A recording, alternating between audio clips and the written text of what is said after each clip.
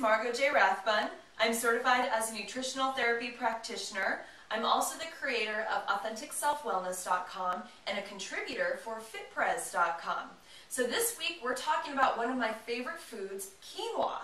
Now quinoa is starting to gain popularity, especially here in the States, but for a lot of people, they've never even heard of it, let alone the word quinoa.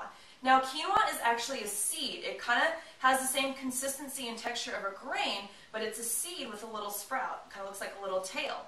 Now there's a couple different kinds of quinoa, some different varieties. Today I've got some great, beautiful black quinoa here to show you. And there's also white quinoa, it's kind of like a beige color, and a very delicious kind of red quinoa that we're going to talk about some different ways that you can use quinoa with your side dishes and even breakfast ideas. Now, quinoa, aside from tasting delicious, has a lot of amazing health benefits. It's a great source of protein, it's high in calcium, in potassium, it's got a lot of zinc, and it's low in sodium, sugar, and cholesterol.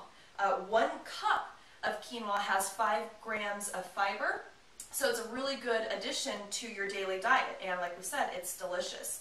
Now, one of the things a lot of people don't know is that you need to rinse your quinoa before you cook with it. Otherwise, it's got this very bitter, shocking taste, and it's not good. So before you boil your quinoa, and you boil it just like you would a rice or a pasta, make sure that you rinse it off for about, I would say, a minute under cold water, and that's going to make a big difference. Now, some of my favorite things to do with quinoa, you can just cook it traditionally with water like you would with a rice or a pasta, but I like to infuse it with different flavors, with coconut water or coconut milk, for example. I know some people that use a chai, almost like a chai tea, and make a great breakfast quinoa in the morning. They add some berries, add some honey, and I'll post that recipe on my website for you to look at. You can also add your favorite herbs and spices. I like to add saffron, turmeric, and lemon. You can squeeze some fresh lemon in with your quinoa, use some organic cage-free chicken broth, and you get all the vitamins and nutrients from the lemon and the chicken broth. It's delicious, great side dish. Now, in addition to just using the quinoa plain, there's also a lot of products that are jumping on the market because quinoa is gluten-free, and it makes some great crackers. This is a great brand. I love the black pepper crackers. And this uses a bunch of different seeds, but quinoa as a main ingredient. So be sure to check out this. I got this at Trader Joe's, has this, and Whole Foods. There's also quinoa pasta. So if you're a big pasta fan, but you can't really stomach the traditional pasta, I know some people that can't even handle brown rice pasta, be sure to check out the quinoa pasta.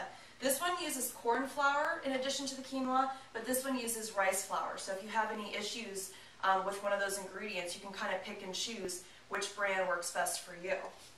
Now, if you are at a party and you don't want to do traditional potato chips or Tostito chips, check out the quinoa tortilla chips. Everything in moderation. Of course, chips aren't my most favorite thing, but I do like these because the oil hasn't been super processed, and this uses quinoa, so again, it's gluten-free, and it's easier to digest, and it's delicious. Make yourself a little avocado dip, and you get the good fats from that, and it's a nice little snack to indulge in once in a while. So for more recipes that use quinoa and more health benefits of this tasty food, be sure to visit my website, AuthenticSelfWellness.com, and keep checking back on FitPerez.com as we talk more about my favorite foods. As always, thanks for watching. Have a happy and a healthy day.